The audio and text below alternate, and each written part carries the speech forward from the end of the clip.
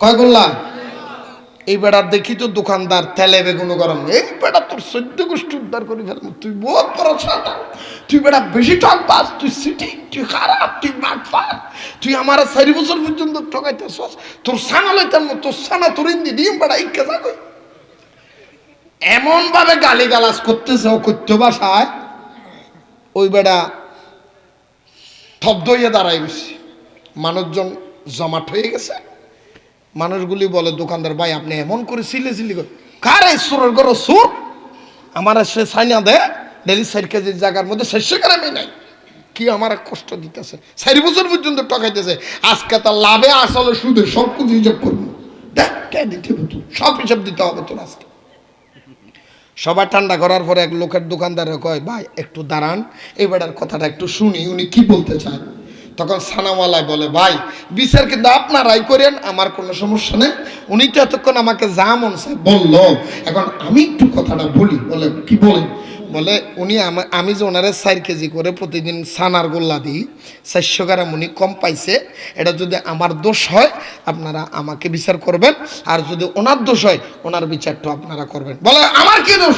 কয় আপনার দোষ না, আমি গরিব মানুষ, আমার কাছে ছিল নাই ফাল্লাও নাই, আমি 4 বছর আগে এই ছানাগুলি বানানোর জন্য এই বেড়ার দোকানদার আইছি, এই দোকানদারের কাছে আইসা আমি তার থেকে 1 কেজি চিনি নিছি, সে আমার 1 কেজি চিনি দিছে, ওই চিনিটা করে নিয়া আমি তার চিনির সমান বরাবর আমি ইট দিয়া মাটি দিয়া আমি আরো 3টা গোল্লা বানাইছি, এই সমান সমান ওজন করে সমান সমান করে চিনি 1 কেজি নিছি, এটার ওজন আরো 3টা বানাইছি, সেটটা লইয়া আমি গোল্লাটা বানাইয়া রাখছি।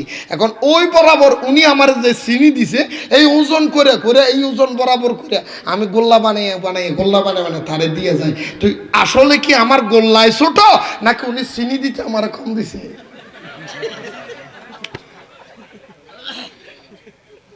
উনি আমার চিনি দেওয়ার সময় কি দিছে? এখন বিচারটা আপনারাই করেন, দোষটা কার? কার? এই জন্য আল্লাহ কোরআনুল কারীমের মধ্যে বলে শিক্ষা নিয়ে যান, বিসমিল্লাহির রহমানির রহিম, ওয়ামাকারু ওয়ামাকারাল্লাহু ওয়াল্লাহু খায়রুল মাকিরিন। আল্লাহ বলে বান্দা খবরদার খবরদার তুমি বেশি কৌশলবাজি করিও না, বেশি ঠকবাজি করিও না। তুমি যদি ঠকবাজি করো, তুমি যত বড় ঠকবাজ, তার চাইতে বড় ঠকবাজ, তার চাইতে বড় ধোঁকাবাজ আমি তোমার জন্য রেডি করে রাখছি, তুমি বুঝতেও পারবে না। তুমি একজনকে ঠকাইলে তার সাথে 10 গুণ আরেক জায়গায় তোমার ঠকে যাইতে হবে। আজকের মাহফিল থেকে আমি সব শেষের মূল কথাটা এইটাই বলবো, আজকের থেকে শপথ নিয়ে যান, আমরা যে যাহা করি কোনো অবস্থাতে আল্লাহর সৃষ্টিকে আমরা ঠকাবো না, ঠিক না বেঠি? আপনি ঠকাবেন না, দুধে পানি মিক্সার করবেন না, মাপে কম দিবেন না, জমিনের মধ্যে লাইল কাটি আপনি বড় করে ফেলবেন না, রাস্তা দিয়ে যাওয়ার সময় আরেকজনের বেড়াজুলি নষ্ট করবেন না, রাস্তা দিয়ে হাঁটার সময় আরেকজনের ক্ষেত নষ্ট করবেন না, আরেকজনের মেয়ের কাপড় চোপড়ের দিকে আপনি নজর করবেন না। আপনি আপনার বরাবর চলুন, হালাল পথে যদি আপনি চলতে পারেন, আমি বুকে হাত দিয়ে বলতে পারি আপনার গর্ভ থেকে দুনিয়ার জমিনে আসবে আল্লাহর ওলি বের হবে, ঠিক কিনা বলে?